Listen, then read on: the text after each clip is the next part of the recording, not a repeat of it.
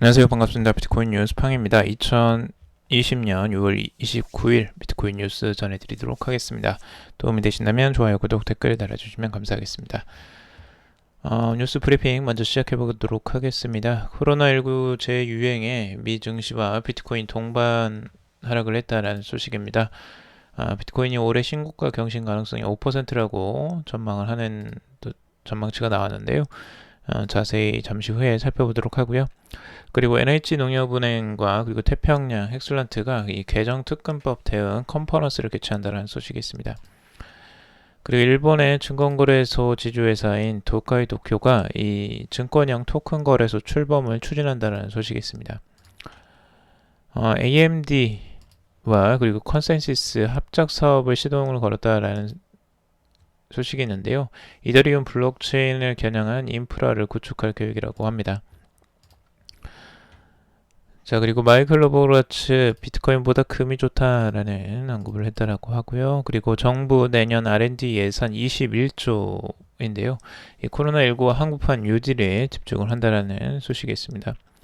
그리고 맥스 카이저가 이 비트코인 미국인들의 권리 부여해줄 유일한 수단이다라고 언급을 했고요.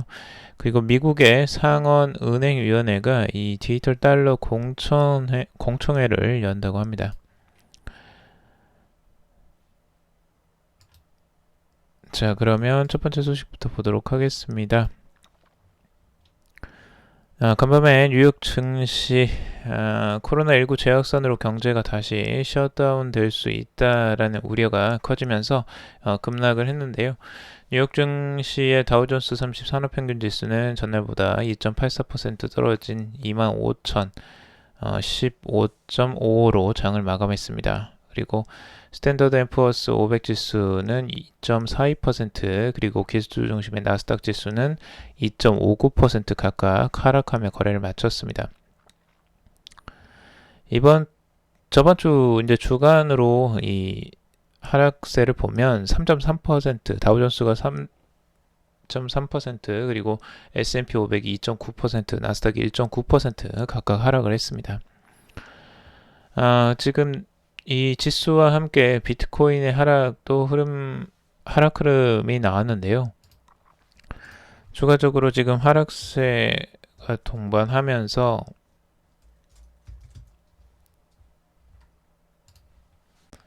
현재 비트코인 가격은 9,100달러 선에 위치해 있습니다.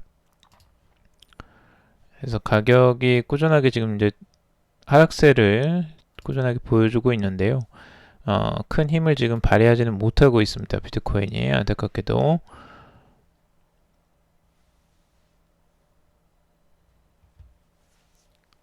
여러 가지 이제 또 전망들이 나오고 있는데, 우선은 이 블룸버그 소속 마켓 애널리스트 마이크 맥글론 같은 경우는 비트코인이 역대 가장 좁은 볼린저 밴드 안에서 움직이면서 주요 저항선인 13,000달러 선을 돌파하기 위해 준비하고 있다라고 오히려 긍정적으로 바라보고 있습니다.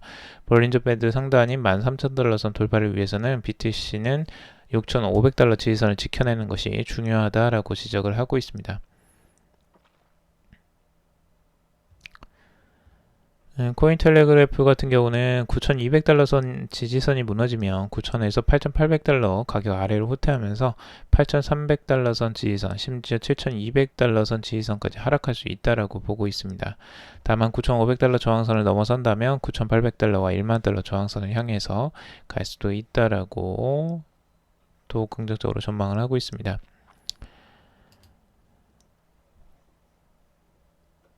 그리고 암호화폐 전문 미디어 이더리움 월드뉴스는 이 비트코인 가격이 올해 안에 신고점을 경신할 가능성은 5%로 떨어졌다라고 진단을 했는데요. 올해 초 이 암호화폐 투자 업계의 비트코인 가격에 대한 전망은 이 반감기 호재를 염두에 둔 낙관론이 많았습니다. 하지만 비트코인 투자자들과 트레이더들도 이 코로나19 바이러스의 세계적인 유행은 예상하지 못했는데 이걸로 인해서 지금 코로나19 바이러스 여파가 비트코인에도 영향을 미쳤고 가격이 급락을 하는 상황들이 나왔었죠. 그리고 이제 5월에 비트코인 반감기가 있었는데 생각만큼 큰 반등은 나오지는 못했죠. 그래서 현재 세계는 코로나19 확산세를 확실하게 방어해내지 못하고 있는 상태이고, 심지어 일부 지역에서는 셧다운 상태가 지속이 되고 있습니다. 이러한 거시적 배경 탓에 이 비트코인이 올해 신고점을 경신할 확률은 5%대까지 떨어졌다라고 설명을 하고 있습니다.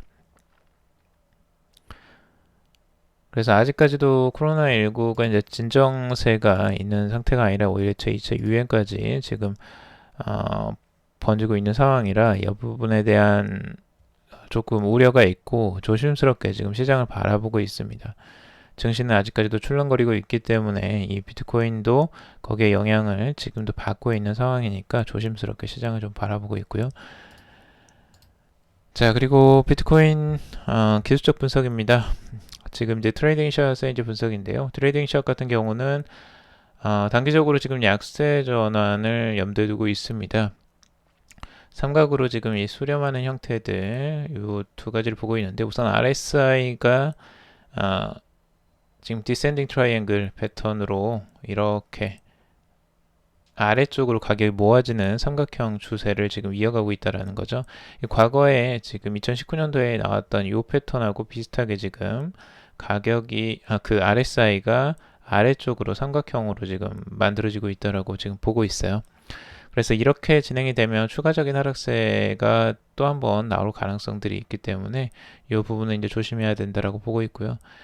이때 이제 이 가격을 다시 한번 뚫고 올라오는 이런 반등세가 있었는데, 이때의 이슈는 뭐였냐면 이 중국의 시진핑 주석이 이 블록체인 투자를 뭐 해야 된다라는 긍정적인 시그널을 보내면서 그때 급등을 했었죠. 하지만 시간이 지나자 다시 또 하락하는 흐름들이 이어졌던 겁니다. 그러니까 이건 예상 외의 일이었던 거고요. 변수가 지금 나와서 이렇게 반등했다가 다시 떨어진 형태였죠.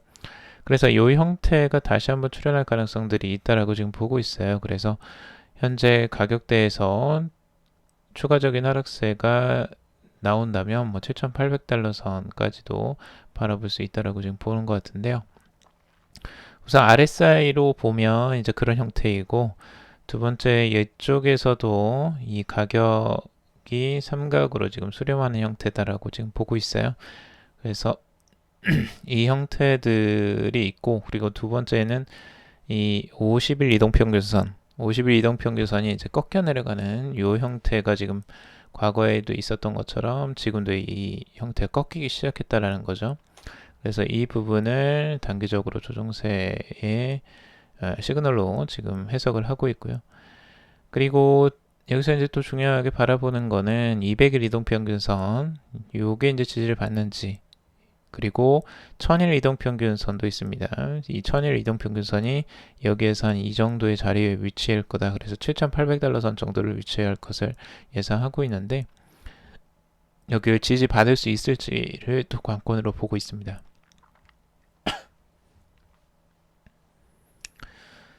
자, 그리고 NH농협은행과 그리고 태평양, 헥슬런트가 이 계정특급범 대응 컨퍼런스를 개최한다는 소식입니다. 이번에 이제 특정 금융 거래 정보의 보고 및 이용에 관한 법률 대응을 위한 온 오프라인 컨퍼런스를 7월 1일 오후 1시에 개최를 한다고 밝혔는데요. 이날 행사에서는 바람직한 제도 운영을 위해서 정부 부처, 금융기관, 법무법인, 기술업체, 거래소, 그리고 투자사 등 업계 전문가들이 다양한 의견 개진과 토론을 이어갈 예정이라고 합니다. 우선 자금 세탁 방지 기구와 자금 세탁 방지 전개 방향, 그리고 이 개정 특정 금융정보법 쟁점, 그리고 은행의 디지털 자산 커스터디 서비스를 주제로 발표가 진행이 된다고 합니다. 이어서 디지털 자산 커스터디 전망, 그리고 FIU 신고 위한 ISMS 기준 절차, 그리고 규제로서의 가상자산 사업자 신고 제도의 향후 과제, 뭐 이런 주제를 가지고 이야기를 한다고 하는데요. 이 NH농협은행이 이제 커스터디 사업, 암호화폐 커스터디 사업에 이제 뛰어들기 시작했죠. 그래서 이 부분을 준비하는 지금 과정이라고 보여지고요. 아무래도 이 특금법이 이제 개정이 되면서 여기에 대해서 앞으로 미리 이제 준비를 하는 거죠. 암호화폐가 이제 합법화되는 것이기 때문에 이걸 자산을 커스터디하는 이 수탁하고 보관하고 이런 형태들의 서비스들을 어떻게 이제 제공할 것이냐, 거기에 대한 법적 문제나 이런 부분들을 이제 태평양이 또 맡고 있는 거고요. 그래서 이런 부분을 지금 각 은행들도 이제 준비를 철저히 해나가고 있다라는 걸 우리가 알 수가 있죠. 그래서 우리가 이제 은행에 암호화폐를 맡기는 날이 곧 올 것 같다라는 생각이 듭니다. 자, 그리고 일본 증권거래소 지주회사 이 도카이 도쿄 증권형 토큰 거래소를 출범할 예정이라고 하는데요. 지금 일본 주요 금융기관인 이 도카이 도쿄 파이낸스 홀딩스가 증권형 토큰 거래소 시장 진출을 추진 중이라고 합니다. 이 블록체인 스타트업 해시대시의 투자를 이 도카이 도쿄가 했는데요. 이 증권형 토큰 거래소를 구축하고 있다라고 보도를 했습니다. 해시대시는 이 금융산업에 블록체인 기술을 도입하기 위해서 증권형 토큰 발행 및 스마트폰 거래 서비스를 개발하고 있다고 합니다. 이 도카이 도쿄가 이 토큰화된 부동산 거래를 지원하는 거래소를 준비 중인데, 기업은 부동산 토큰화 방안과 해당 토큰의 싱가포르 거래소 아이스탁스에서 거래하는 방안들을 검토 중이라고 합니다. 아울러 지식재산권 및 회사차의 디지털 전환 작업도 계획을 하고 있다라고 하고 있습니다. 해당 작업에는 해시대시를 비롯해서 아이스탁스 설립 운영기업 이 ICHX테크도 협력을 하고 있다고 하는데요. 이 도카이 도쿄는 지금 일본의 이 증권형 토큰 거래소와 싱가포르의 아이스탁스를 연결해서 자유롭게 거래를 진행하고, 일본 기업들이 싱가포르 거래소를 통해서 자금을 조달하는 방안도 확보할 계획이라고 하고 있습니다. 지금 기관은 지난 3월부터 이 증권형 토큰 공개 관련 자율 규제 기관인 일본 STO 협회에서도 활동 중인데요. 협회는 금융청이 이 금융상품 거래업 협회로 정식 인정한 조직으로 이 SBI증권, 라쿠텐증권, 노무라증권, 다이와증권, 이 카부다컴 증권, 모넥스 증권 등이 참여를 하고 있습니다. 일본에서는 지금 이런 이제 증권형 토큰에 대해서도 적극적으로 지금 협회가 창립이 되고 이 기업들이 그걸 추진해 나가는 과정들을 볼 수가 있습니다. 이제 주요적인 게 이 부동산을 토큰화하는 건데요. 워낙 이제 부동산의 가치가 크기 때문에 이 부동산을 이제 쪼개서 그걸 토큰화하고 이 증권형 토큰으로 바꾸는 거죠. 그리고 그걸 거래소에서 이제 거래를 할 수 있게 되는 겁니다. 그래서 앞으로는 이제 이런 시대가 열릴 거예요. 곧 우리가 이제 부동산을 이 거래소에서 토큰으로 주고받을 수 있는 이런 세상을 지금 살 건데, 일본에서 지금 벌써 준비를 이렇게 하고 있는 거죠. 자, 그리고 AMD 컨센시스 합작 사업을 시동을 걸었다라는 소식입니다. 세계적인 반도체 기업이죠. AMD가 이더리움 블록체인 솔루션 업체인 컨센시스와 손잡고 이 합작사 W3B 클라우드 사업 윤곽이 드러났다고 합니다. W3B 클라우드는 이 전환사채 발행을 통해서 2,050만 달러의 1차 자금 조성을 마무리했다라고 발표를 했는데요. 더 아이리시 타임즈와 더블록 등 언론에 따르면 이 WCB 클라우드는 이더리움 인프라에 초점을 맞춘 글로벌 데이터 센터 네트워크 구축을 목표로 한다고 합니다.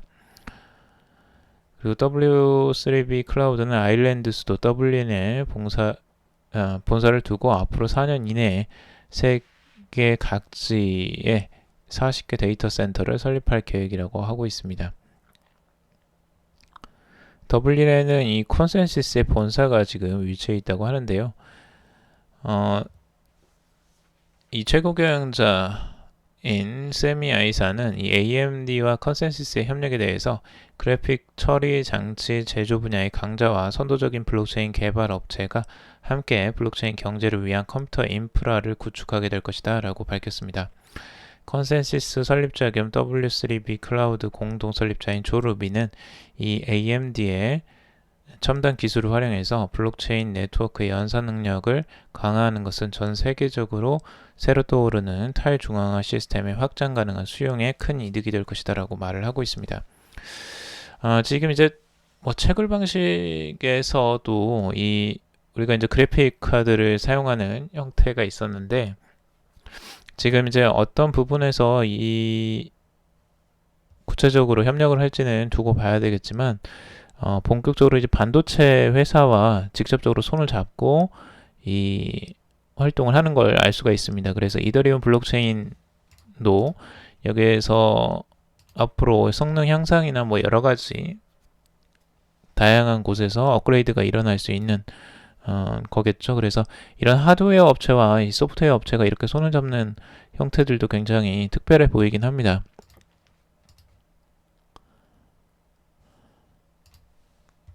자, 그리고 마이크 노보그라츠 비트코인보다 금이 좋다라고 언급을 했다고 합니다. 마이크 노보그라츠는 이 갤럭시 디지털의 대표이죠. 이 억만장자 투자자로도 유명한데, 항상 이 비트코인에 대해서 낙관적인 전망을 내놓았던 사람이 갑자기 비트코인보다 금이 좋다라고 밝혔다고 합니다. 노보그라츠는 이제 세계에 있는 모든 금을 합치면 21m 폭과 너비를 가진 큐브가 될 것이다 라고 하면서 미국의 상업은행인 뱅크 오브 아메리카가 자신의 대사를 훔쳤다라고 말을 하기도 했습니다. 한편 뱅크 오브 아메리카는 최근 이 제로 헤지가 발표한 사실을 인용하면서 올해 금과 금 산업에 대한 입문서를 출간했는데요. 뱅크 오브 아메리카는 이 입문서에서 금의 기원과 특징 등 여러 가지 내용을 다뤘습니다. 유투데이는 입문서에서 가장 흥미로운 사실은 이 바다는 약 100억 톤 이상의 금을 함유하고 있다라고 밝혔는데요. 금에 대해서도 꽤 관심을 많이 보이고 있는 것으로 볼 수가 있습니다. 노보그라츠는 이제 금과 비트코인을 가장 좋아하는 자산으로 과거에 꼽았었는데, 트위터에서 언급한 바와는 달리 금보다는 비트코인을 1순위로 본다라고 유투데이에서는 말을 했다고 합니다. 비트코인은 올해 53% 이상 상승하면서 금은 상승세를 크게 앞섰기 때문에 이렇게 이제 말을 했다고 하는데요. 또 노보그라츠는 올 연말까지 비트코인이 2만 달러를 돌파할 수 있다라고도 전망을 하기도 했었습니다. 그래서 굉장히 왔다 갔다 하시는 것 같아요. 말을 왔다 갔다 바꾸시네요. 자, 그리고 맥스카이죠. 비트코인 미국인들의 권리를 부여해줄 유일한 수단이다라고 언급을 했다고 하는데요. 이 월스트리트 출신 유명 암호화폐 애널리스트인 맥스 카이저가 효과적으로 미국 국민들의 권리를 부여할 수 있는 유일한 수단으로 이 비트코인을 지목했다라는 내용입니다.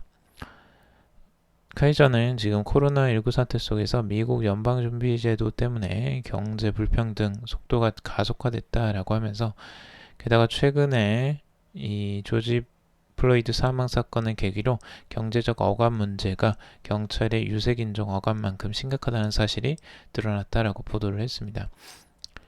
카이저는 비트코인 구매 행위와 비교했을 때 시위로는 미국인들이 스스로의 권리를 부여하기는 어렵다라고 설명을 하면서 이와 관련해서 개인의 경제적 주권이 우선 뒷받침돼야 효과적인 변화를 일으킬 수 있기 때문이라는 견해를 밝혔습니다. 카이저는 미국인들이 스스로 권리를 부여할 수 있는 수단으로 비트코인을 언급했는데요. 비트코인은 중앙당국의 통제 및 가격 인하 조정 대상이 아니므로 개인에게 주권을 부여할 수 있기 때문이다 라고 언급을 했습니다.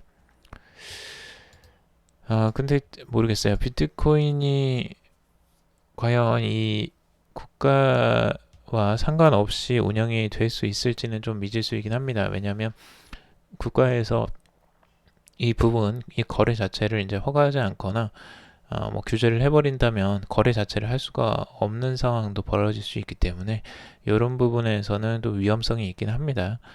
그래서 뭐 거기에 대한 이제 반박을 하거나 시위를 할 수는 있겠지만 법적으로 이제 문제가 된다면, 법적으로 제재를 해버린다면 비트코인도 쉽지 않은 상황이 될 수도 있어요. 그래서 무조건 탈중앙화가 되어 있다고 해서 모두 완벽하게 분리가 되어 있고 독립이 되어 있다라고 보기도 어려울 수도 있다라는 거, 그런 점도 같이 보면 좋을 것 같습니다.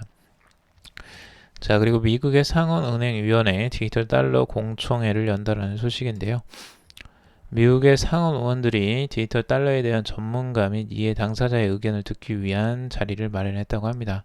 이 더블록돈 외신에 따르면 이 미국 상원은행 주택도시위원회는 화폐와 결제의 디지털화라는 제목의 공청회를 오는 31일 날 개최를 한다고 합니다. 위원회는 마이크 크로이프 상원의원이 위원장을 맡고 있으며 이 셰러드 브라운 상원의원이 원로 의원으로 참여를 하고 있다고 합니다. 이번 공청회 증인으로는 이 크리스토퍼 지안카를로 전 상품선물거래위원회 CFTC 위원장과 그리고 나키타 쿠티노 듀크대 법대 교수 그리고 찰스 카스카릴라 팍소스 공동 설립자가 참여를 한다고 합니다. 지안카를로 전 CFTC 위원장은 이 CBDC 개발을 지지하는 민간 비영리 단체인 디지털 달러 재단을 운영 중에 있죠. 그는 이번 공청회를 통해서 결제의 디지털화에서는 이 블록체인 응용에 대한 이해를 제공할 예정이라고 합니다. 지안카를로 전 위원장은 지난 11일 날 디지털 달러를 주제로 한 하원금융서비스위원회 공청회에서도 증인으로 참석한 바가 있었습니다. 그리고 쿠티노 교수는 이 금융기술 및 암호화폐 관련 규제를 연구하는 학자인데요.